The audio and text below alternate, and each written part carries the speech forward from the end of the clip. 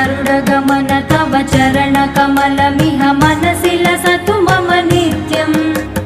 गरुडगमन तव चरणकमलमिह मनसि लसतु मम नित्यम् मनसि लसतु मम नित्यम् मम तापमपाकुरु देव मम पापमपाकुरु देव